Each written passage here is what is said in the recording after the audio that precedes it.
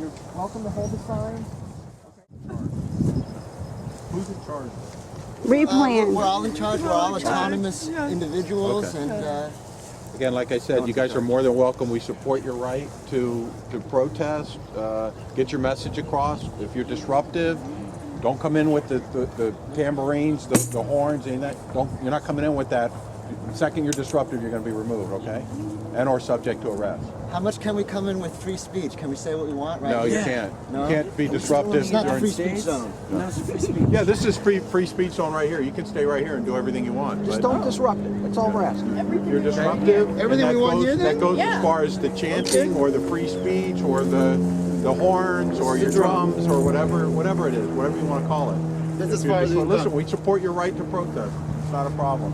But Let's go on over there, stand in the sun and protest then. Okay, the second, do you understand what I'm saying? The second that you're disruptive, you're going to be removed and subject to arrest. You understand? But you said everything we want right here, right? That's what he said, but right here is okay, right? You don't chant, make noise, Okay. disrupt the event. He And that said includes making remarks. You will be removed. So today is Arbor Day. And today, the city of Palm Beach Gardens is planting some trees. But what you won't see or hear mention of is how the same city is allowing for the destruction of over 650 acres of natural wildlife habitat that is the Briger Forest. As an analogy, imagine if a bank illegally foreclosed on the houses of 1,001 families. Then imagine this bank gives back one home to one family in a shameless PR stunt to pacify any public concern for the other 1,000 families disenfranchised by that very bank. This is an old tactic. Throw the people a good-looking bone so they will overlook their own exploitation. Here we have a city throwing us a good-looking bone to overlook the exploitation and destruction of our Mother Earth. And therefore, this event must be seen not only in connection to the city's plans for the destruction of the Briger Forest to make way for the coming of Scripps Biotechnology. This event must be seen in the historical context of the long and continued exploitation and destruction of the land and wildlife of our state of Florida in the interest of wealthy, greedy corporations and developers. In the short-sighted interest of profit and not in the long-term interest of the survival of the human species, let alone of any other species.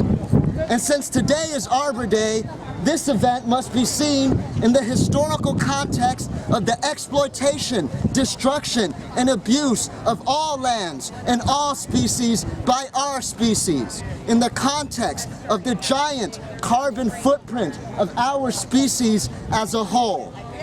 I know many of us here care about animal rights, and many here care about human rights, and many see them as one and the same. But what underlies both animal and human rights is the rights of Mother Earth that must be protected and secured for humans or any species to subsist. And we are here as true defenders of our Mother Earth to bear witness to the hypocrisy of this act.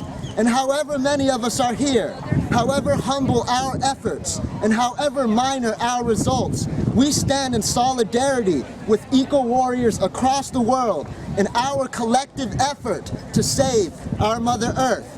And I'd like to say one last thing on Arbor Day. Some of our bravest eco-warriors are our indigenous brothers and sisters in South America and elsewhere, the Mayans of Guatemala and the Incas farther south, who are eco-warriors truly on the front lines of our struggle. So it is a shout out of love, respect, and solidarity to the indigenous members of our family. And I mention them here today because I feel we could learn from them, learn their wisdom, the wisdom that we in our technologically savvy society have lost, the wisdom that is our connection to our Mother Earth. And to realize our connection to our Mother Earth is to realize our connection to each other and our connection to every species on this planet. Thank you.